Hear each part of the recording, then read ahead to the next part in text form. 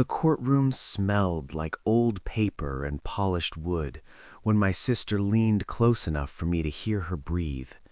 "You're nothing without me," she whispered, lips barely moving. "Your only job is to sacrifice. That's your place in this family." The judge was already seated. My palms were flat on the table, steady, calm. I watched her straighten her blazer, the same one I bought her for residency interviews. She didn't look at me again. She didn't need to. She thought this was over. The clerk called our names, and that was the moment I realized something vital. She still thought I was the same person who paid quietly and bled silently. She had no idea what was inside the envelope resting against my thigh. 7 years. 7 years of tuition invoices, rent transfers, exam fees, textbooks, and emergencies that somehow always happened at the end of my pay cycle. 7 years of my life folded neatly into her ambition. She was brilliant. Everyone said it. I was reliable. No one said that out loud, but they expected it. When our parents died, it was decided without discussion that I would hold things together. I took the job I didn't love. I moved back into our grandfather's old house to save money. I worked weekends, nights, holidays. Every time she called crying, exhausted from med school, I told her it was okay. Every time she thanked me, I believed her. I didn't keep receipts because family doesn't need proof. I didn't ask for promises because love was supposed to be enough. Our grandfather raised us after our parents died. He taught me how to change oil, how to balance accounts, how silence could be sharper than shouting. When he passed, he left a will, or so we thought.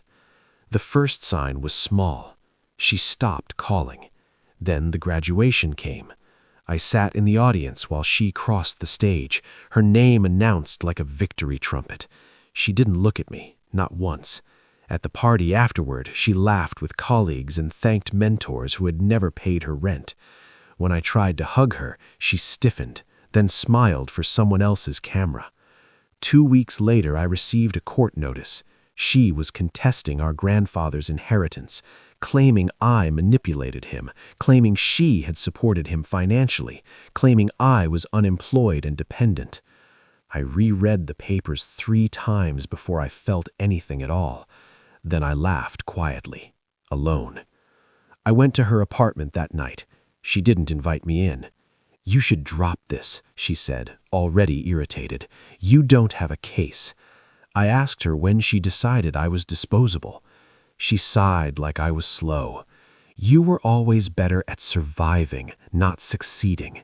Then she said it. "Someone has to sacrifice so someone else can become something." That was the moment the grief died. Not exploded, not screamed, just ended. In its place was clarity. I went home and opened the metal box our grandfather kept under his bed. I didn't confront her again. I prepared. The box held more than I remembered. Bank statements, handwritten notes, correspondence, a second will, unsigned but referenced, ledger pages with dates and initials, mine. Every transfer I ever made to her he had documented. Every conversation about fairness he had written in his careful, slanted script. He knew. I requested copies from banks, dug through emails, archived voice messages, tuition confirmations, rent payments, gifts she claimed were loans. I found something else, too. A notarized affidavit from 6 months before he died, stating that my sister had not contributed financially to the household in over a decade, stating that he intended to revise the will after her graduation. He never got the chance. I didn't rush. I waited. Silence, my grandfather used to say, lets people hang themselves. Back in the courtroom, my sister's lawyer spoke confidently, too confidently. He painted me as a parasite, a failure, someone who clung to family wealth because I couldn't build my own. I didn't react. When it was my turn, I stood and handed the judge the envelope. No speech, no drama, just paper.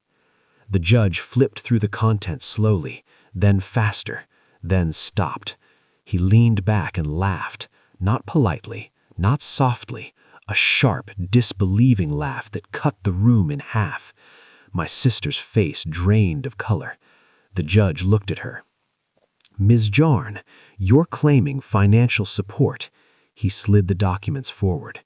"Because according to 7 years of bank records, sworn affidavit, and your grandfather's ledger, you didn't pay a cent." Her lawyer stammered. The judge continued, "In fact, it appears the plaintiff," he nodded toward me, "funded your entire medical education." Silence swallowed the room. Then the ruling. Inheritance dismissed, costs assigned to her. She didn't look at me as she left. She couldn't.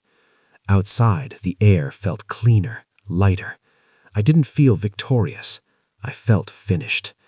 That night, I returned to the house I'd kept alive for everyone else. I packed the metal box away, locked it. Some things earned their rest. I thought about what she said, that my place was sacrifice. She was wrong. My place was patience, and patience, when used correctly, is devastating. I poured a drink, sat in the quiet, and for the first time in 7 years, I stopped paying for someone else's future.